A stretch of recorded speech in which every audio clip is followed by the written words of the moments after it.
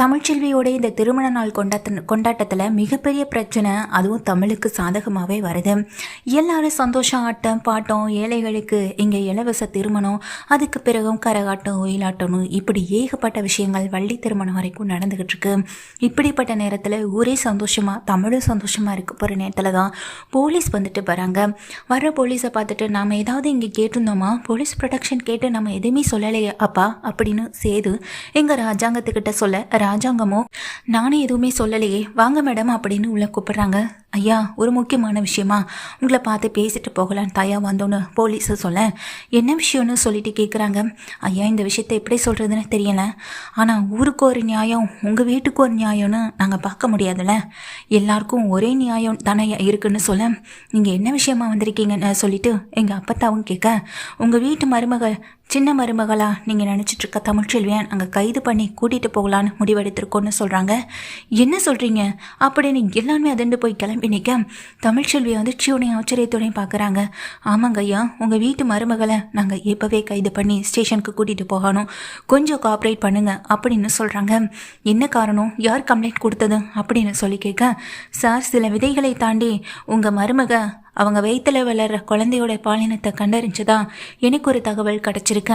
அந்த தகவல் பேரில் தான் நான் இப்போ இவங்களை கூட்டிகிட்டு போக வந்திருக்கேன் அப்படின்னு சொல்ல, என்ன சொல்கிறீங்க, யார் அந்த மாதிரி கம்ப்ளைண்ட் கொடுத்ததுன்னு சொல்லி கேட்க, இந்த வீட்டில் இருக்க ஐஸ்வர்யான்ற ஒரு பொண்ணு தான் எங்களுக்கு கம்ப்ளைண்ட் கொடுத்துருக்காங்கன்னு அங்கே வந்திருக்க போலீஸ் சொல்ல, ஐஸ்வர்யாவான்னு வீட்டில் இருக்க அத்தனை பேரும் ஆடி போக ரொம்ப சிரித்து சந்தோஷமாக கீழே வராங்க. நாம் ஏதாவது சொதப்பல் பண்ணலான்னு பார்த்தா என் அண்ணன் பொண்ணு என்னையை விட கில்லாடியாக தான் இருக்கான்னு ஈஸ்வரி நினச்சிட்ருக்காங்க. கீழே வர ஐஸ்வர்யா அங்கே நின்றுகிட்டு இருக்க தமிழ்ச்செல்வி குடும்பத்தையும் தமிழ் அங்கே எல்லாமே பார்க்க தனத்துக்கும் மலருக்கும் பயங்கர கோவம் வருது. தமிழ்ச்செல்வி அங்கே ஐஸ்வர்யாவை பார்க்குறாங்க.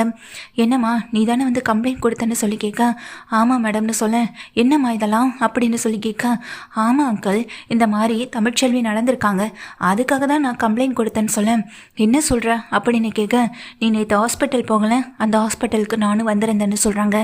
எந்த ஹாஸ்பிட்டல்னு சொல்லி கேட்க, அதான் உன் தங்கச்சி தனத்தை கூட்டிட்டு போனியே, அங்கே தான் நானும் வந்தேன்னு சொல்கிறாங்க.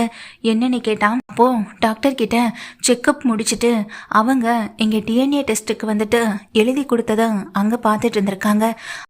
ஆனால் அது தெரியாத ஐஸ்வர்யா குழந்தை வயிற்றில் இருக்க குழந்தை என்ன குழந்தைன்னு பார்த்துட்டு போகிறாளான்னு தப்பான கண்ணோட்டத்தில் அதை புரிஞ்சுக்கிட்டு வந்து ஸ்டேஷனில் கம்ப்ளைண்ட் கொடுத்து இப்போ பெரிய சிக்கலில் சிக்கிட்டு இருக்கவும் செய்கிறாங்க.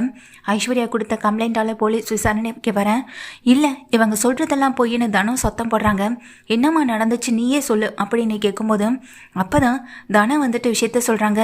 அக்கா மாமாவுக்கு இடையில பிரச்சனை வந்தது, அக்கா வயிற்றில் வளர குழந்தைய வச்சு தானே, இந்த குழந்தை என் குழந்தையே இல்லைன்னு மாமா சொன்னதை நினச்சி அக்கா ஒவ்வொரு நாளும் தூங்காமல் கஷ்டப்பட்டுட்டே இருக்கான். மாமாவே அவர் வாயிலேருந்து இந்த விஷயத்த சொல்லுவான்னு அக்கா எதிர்பார்த்து ஏமாந்து தான் நிற்கிறான். அவரை எதிர்பார்க்கிறத விட தான் வயிற்றில் வளர குழந்தைக்கு அவர் தான் அப்பான்னு என்னால் நிரூபிக்க நான் என்ன செய்ய முடியுமோ அதை செய்யணுன்ற ஒரு முயற்சியில் தான் அக்கா என்னை ஹாஸ்பிட்டல் கூட்டிகிட்டு போனான். அங்கே போயிட்டு எங்கள் டிஎன்ஏ டெஸ்ட்டுக்கு எங்கள் அக்கா தான் எல்லாத்தையுமே பண்ணுது, மாமாவுக்கு தெரியாமல் நானும் அவருடைய பிளட்டை எடுத்தேன் அப்படின்னு சொல்கிறாங்க எங்கள் தனமும். இதை கேட்ட அத்தனை பேரும் அதிர்ந்து போக, என்னங்கடி சொல்கிறீங்கன்னு அப்பத்தா அதிர்ச்சியில் நிற்க, அப்போது இவங்க ப்ரெக்னென்சி டெஸ்ட் பண்ணி குழந்தையோடைய பாலினை எதுவும் அறியலைன்னு சொல்லி அங்கே வந்திருக்க போலீஸ் கேட்க, இதுதான் நாங்கள் நேற்றுக்கு செக் பண்ண ஹாஸ்பிட்டல், நீங்கள் அங்கே போய் விசாரிச்சுக்கோங்க, இது அக்காவுடைய டெஸ்ட் ரிப்போர்ட், இதையும் நீங்கள் பார்த்துக்கோங்க, நேற்றுக்கு அக்காவை டெஸ்ட் பண்ணி பார்த்த டாக்டர்ஸ் இங்கே பேபி எப்படி இருக்குன்னு சொல்லி கன்ஃபார்ம் பண்ணி சொன்னாங்க அப்படின்னு சொல்ல, உடனே அதை கேட்டதும் இங்கே போலீஸ் வந்துட்டு அந்த ஹாஸ்பிட்டலுக்கு கால் பண்ணுறாங்க. ஐயையோ, இவளுங்க நமக்கு தெரியாமல் எப்போ போனாலுங்கன்னு அப்போ தான் நினச்சிட்ருக்க. ஆனால் அந்த டாக்டருக்கு நல்லா தெரியும், ஏன்னா ஏற்கனவே அப்போ தான் இந்த விஷயத்த 2 குழந்தை தானே தமிழ்ச்செல்விக்கிட்ட சொல்லக்கூடாதுன்னு சொல்லியிருந்திருக்காங்க. அந்த டாக்டரும் இப்போ வரைக்கும் உண்மையை மறைச்சிட்ருக்க நேரத்தில் தான் போலீஸ் அவங்களுக்கு கால் பண்ண அங்கே ஸ்பீக்கரில் எல்லாருக்கும் முன்னாடி போடவும் செய்கிறாங்க. அப்போது அங்கே போலீஸ்க்கு முன்னாடி அந்த கால் அட்டன் பண்ணுற டாக்டரும் சொல்லுங்க மேடம் அப்படின்னு சொல்லி பேச போகிறாங்க. அப்போது இங்கே டாக்டர் கிட்டே கேட்குறாங்க, என்னம்மா உங்கள் ஹாஸ்பிட்டலுக்கு தமிழ்ச்செல்வின்ற ஒரு பொண்ணு வந்தாங்களா, டெஸ்ட் எடுத்தாங்களான்னு சொல்லி கேட்க, என்ன போலீஸ்லாம் வந்து கேட்குறாங்க, ஒருவேளை உண்மை நம்மளை பற்றி ஏதாவது தெரிஞ்சு போச்சோ, ஒரு குழந்தை தான் இருக்குது அப்படின்னு நம்ம மறைச்ச விஷயம் ஏதாவது தெரிஞ்சு போச்சோன்னு சொல்ல, சாரி மேடம் மன்னிச்சிருங்க, நான் தெரியாமல் தப்பு பண்ணிட்டேன்னு சொன்னதுமே தமிழ்ச்செல்வி அதிர்ந்து போகிறாங்க. இப்போ போலீஸ் வந்துட்டு, அப்போ தமிழ்ச்செல்வி நம்மக்கிட்ட சொல்கிறதெல்லாம் பொய்யா அப்படின்ற மாதிரி, என்ன மறைச்சிங்க, என்ன உண்மைன்னு சொல்லி கேட்க, சாரி மேடம், இது தமிழ்ச்செல்வி வந்தாங்க, அவங்களுக்கு டெஸ்ட் ரிப்போர்ட் எல்லாமே நான் தான் எடுத்தேன். ஆனால் அவங்க வயிற்றில் விழுற குழந்தை ரெட்டை குழந்தைன்னு என்னால் சொல்ல முடியாமல் முடிஞ்சிருச்சு. மன்னிச்சிருங்க மேடம், அவங்க வீட்டில் இருக்க பாட்டி தான் அந்த விஷயத்த சொல்லக்கூடாதுன்னு சொன்னாங்க அப்படின்னு டாக்டர் அந்த விஷயத்த சொல்ல, இதை கேட்ட போலீஸ் அதை வந்துட்டு மொத்த பேர் முன்னாடியும் ஸ்பீக்கரில் போட்டு அதை அப்படியே ஆன் பண்ணி கேட்க, சரி மற்றபடி அவங்க டிஎன்ஏ டெஸ்ட் அதெல்லாம் உண்மைதான் மேடம் அப்படின்னு சொல்லிடுறாங்க.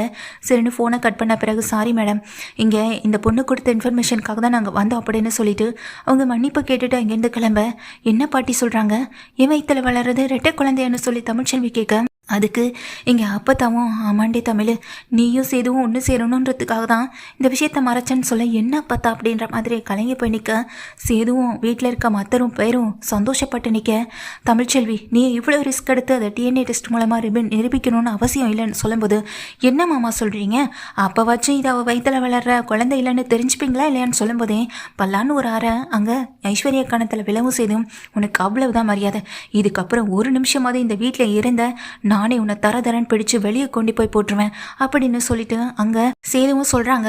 சொன்னதும் உடனே ஐஸ்வர்யா அப்படியே வாயை மூடிட்டு அழுதுட்டு நிற்க, அடுத்த நிமிஷமே எங்கள் சேது ஊர் மக்கள் மத்தியில் எல்லாம் முன்னாடியும் நானே இப்போவே சொல்கிறேன், தமிழ்ச்செல்வி வயிற்றில் வளர்கிற 2 குழந்தையும் என்னோட குழந்தை தான், அந்த 2 குழந்தைக்கும் நான் தான் அப்பா, அந்த 2 குழந்தையையும் நான் எப்படி தாங்க போகிறேன்னு மட்டும் நீங்கள் பாருங்கள், அவளுக்கும் அவள் வயிற்றில் வளர்கிற குழந்தைக்கும் என்றைக்குமே நான் மட்டும்தான் உரிமையானவன், இதில் யாரும் எந்த தப்பும் சொல்ல முடியாது, அன்னைக்கு ஏதோ போதையில் உளறிட்டேன், மற்றபடி இவ தான் என் வாழ்க்கையே, இவ இல்லாமல் என் வாழ்க்கையே இல்லை அப்படின்னு அங்கே இருக்க மக்கள் மத்தியில் சொல்லவும் செய்ய, பிரச்சனை எல்லாமே முடிஞ்சு போச்சு. அந்த ஜோசியர் சொன்ன மாதிரி இந்த பெரிய பிரளயமே காத்துக்கிட்டு இருந்த நேரம் இந்த சின்ன அவர் சொன்ன இந்த சடங்கு மூலமாக எல்லாமே முடிஞ்சு போச்சு. மக்கள் எல்லாரையும் ஊர் மக்கள் எல்லாரையும் ஒன்று கூட்டினது இதுக்காக தான் அப்படின்னு நினச்சி அப்போ தான் மனசளவில் ரொம்ப சந்தோஷப்பட்டுக்கிறாங்க. அங்கே நிற்கிற தமிழ்கிட்ட என்னை மன்னிச்சிருடின்னு சொல்ல, அட போங்க அப்போ அப்படின்னு இங்கே தமிழ் லேசான கோவத்தை காட்ட, தமிழ் என்னை மன்னிச்சிருன்னு சேதுபதியை இங்கே காலில் விழவும் செய்கிறாங்க. என்னங்க நீங்கள் அப்படின்னு தமிழ்ச்செல்வி கிளப்பி விட, உன் மனசை புரிஞ்சுக்காம உன்னை காயப்படுத்திட்டு திரும்ப உன்னை சந்தோஷப்படுத்தி பார்க்கணுன்னு உன்னை தினம் நினச்சிட்டேன்ல, என்னை மன்னிச்சிரு அப்படின்னு சொல்லி மன்னிப்பு கேட்கவும் செய்கிறாங்க சேது. மன்னிப்பு கேட்ட அடுத்த நிமிஷம் தமிழ்ச்செல்வியும் மனசு மாறவும் செய்ய, 2 பேரும் ஒன்று சேர்ந்தது ஊர் மக்களுக்கு சந்தோஷமாக இருக்கோ இல்லையோ, ஆனால் வீட்டில் இருக்க இவங்க எல்லாருக்கும் ரொம்ப கஷ்டமாக இருக்குது. ஆனால் காவியா மலர்னு 2 பேருமே சிரித்து சந்தோஷமாக நிற்க தான் செய்கிறாங்க. தமிழ்ச்செல்வியை வாழ்த்தவும் செய்கிறாங்க. அங்கே நிற்கிற ஐஸ்வர்யா இனி ஒரு நிமிஷம் கூட இருக்கக்கூடாதுன்னு நினச்சி இங்கே காவியாவே அவளை கழுத்தை பிடிச்சி வெளியே தள்ள, இதே நிலைமை உங்களுக்கும் வரணுமா அப்படின்ற மாதிரி ஈஸ்வரியையும் சித்ராவையும் பார்த்து திட்டினதுமே அமைதியாக அதே இடத்துல நிற்கவும் செய்ய, வெளியில் போய் விழுந்த வெளியில் போய் விழுந்த ஐஸ்வர்யா அங்கேருந்து கிளம்பி போகவும் செய்கிறாங்க. மொத்தத்தில் இந்த குடும்பம் இப்போ ரொம்ப நிம்மதியாக இருக்குது.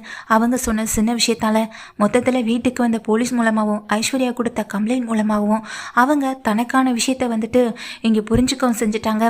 தன்னுடைய குழந்தையாக இருக்கட்டும், இன்னொன்று இந்த ஊர் மக்கள் மத்தியில் ஒத்துக்கிற உண்மையாக இருக்கட்டும், எல்லாமே இப்போ அவங்க பக்கம் அவங்க சாதகமாக தான் முடிஞ்சிருக்கு. மொத்தத்தில் எல்லாமே வீட்டில் வந்த ஐஸ்வர்யானால தான். இந்த மாதிரியான ஒரு சீக்வன்ஸோட சீரியல் போனால் நல்லாயிருக்கும்னு நினைக்கிறவங்க வீடியோக்கு லைக் பண்ணி உங்கள் ஆதரவை தெரிவிங்க.